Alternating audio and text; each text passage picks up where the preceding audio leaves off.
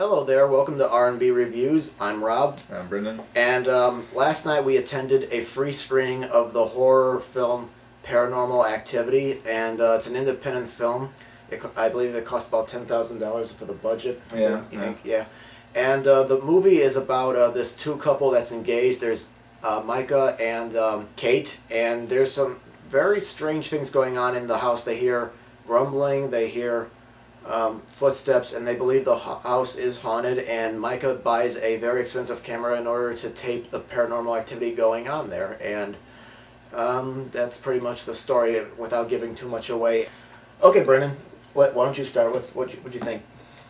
This is a movie I read a review about 2 years ago. Back in 2007, I heard about this movie, and I kind of put it in the back of my mind because I was really interested in that. I enjoy sort of those television shows with you get the paranormal hunters going out there to find ghosts, and like the show Ghost Hunters I really enjoy, and this sort of fits into that vein, but it's a mockumentary format. Yeah.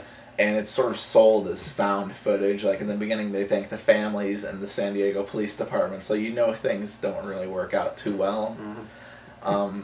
The thing with this film is it's being really hyped up as being really, really scary. And it is. It is really scary. I thought it was slightly overhyped. I thought it was really, really creepy.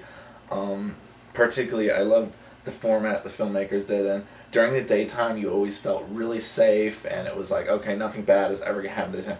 And then when the nighttime rolled around, there was like this audio rumble, that the filmmakers put in there to almost let you know, okay, something's going to happen now.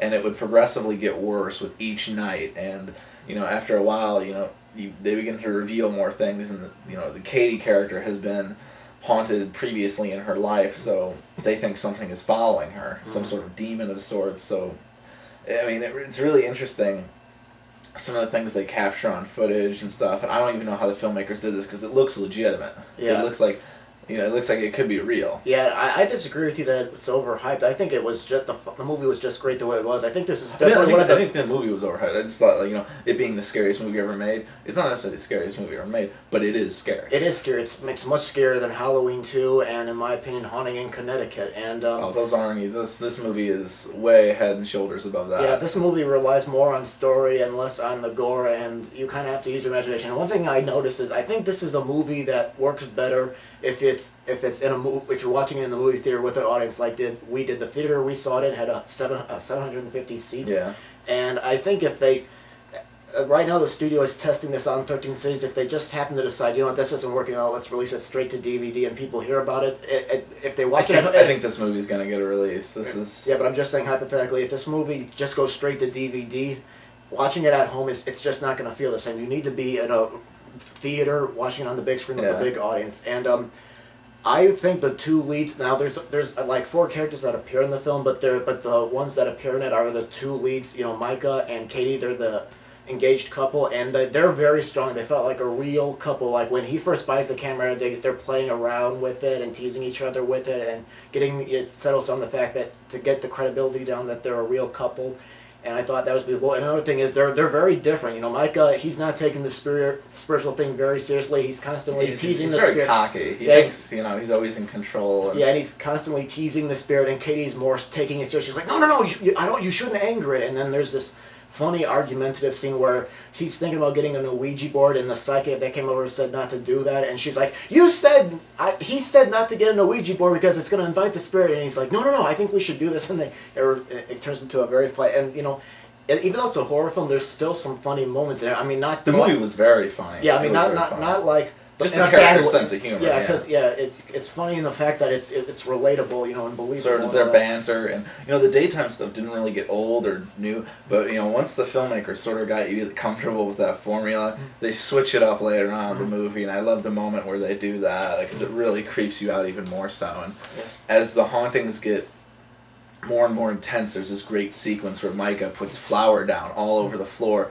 to try and get footprints, to see if something's walking in there, and he picks up footprints, and there's this great sequence where they go into the attic and stuff, he puts the camera up there, and that was just, there's a lot of tension in the movie, and it's constantly building, and it just feels like, I don't know what analogy I'm trying to make, But it's intense without really being in your face about it or anything. Here's the weird thing, at first I thought the movie was going slow, and then when you checked your clock on your cell phone and said, okay, the movie should be over 9 minutes, I'm like, what? I can't believe it. It was really going fast, but it didn't feel like it was going fast, because this movie's like 99 minutes. It feels very slow. It's very claustrophobic. It's all in their house. You get to know the layout of their house, and, all the footage at night is really well done. I'm really interested in knowing how the filmmakers did some of the paranormal stuff they did in there. I mean, there's one scene where you sort of see a shadow come into the room, or bed sheets moving, or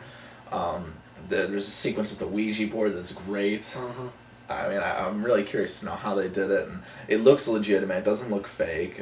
I mean, the movie feels real. The characters are really credible. I mean, I really hope it gets a wider release. Yeah, I agree. If you go onto their website, the movie's got a website called paranormalmovie.com. There's this new feature that I haven't seen on any other movie website where you can demand that the movie come to your theater, because I really do hope this movie does get a wide release, but I think if people interested in this movie, go visit their website and see where it's playing. If it's not playing near you, to demand it, because I mean, you said you heard a rumor that it would get a wide release in October. I read that in an article in the LA Times. I'll put both the website and the article links over there in the sidebar for people to click on and check it out, and as well as the trailer.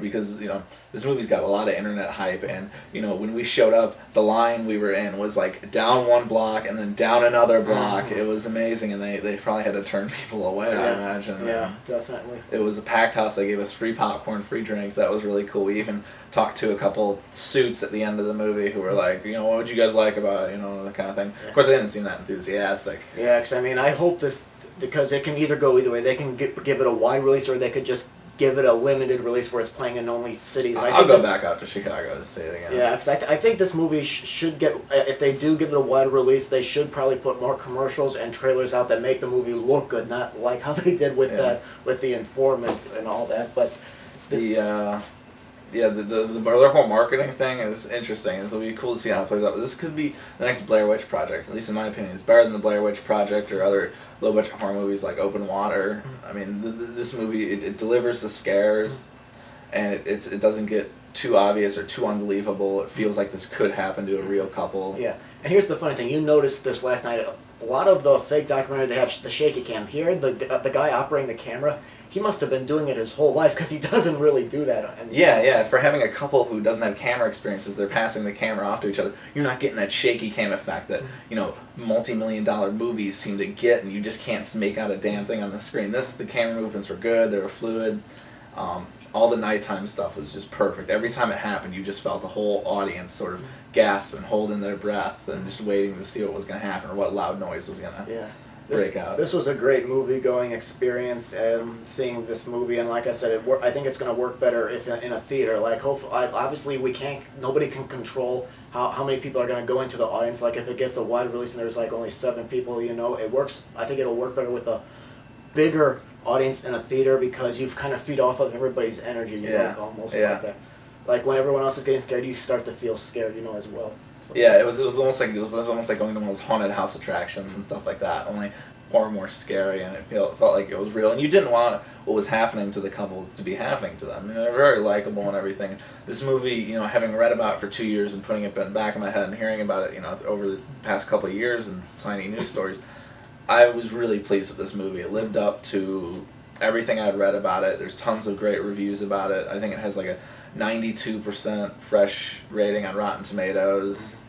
Not too many people are bashing this movie. It's really good. I mean, in terms of horror films, this is the best horror movie to come out in a long time. Yeah, you said it was last night. You said it was better than Drag Me to Hell, and you like Drag Me to Hell. I love Drag Me to Hell. And this is way better than Drag Me to Hell. I mean, this movie really is scary. It's low budget, but it gets you into the movie. I mean, it really gets under your skin too. Well, we can't give it a verdict now, but all we can say is if this movie gets a wide release, hopefully try to see it. That's all we're saying, because I know I'm gonna be going to see it again, and they're gonna get my mind, because we went to a free screening and everything, which was great. Yeah. But I look forward to seeing what's gonna happen with this movie. Yeah, and I hope it gets a wide release too. But I think if our viewers should check their website out, because it does have a button where it's showing you where it's playing, because like I said, it's playing in 13 theaters.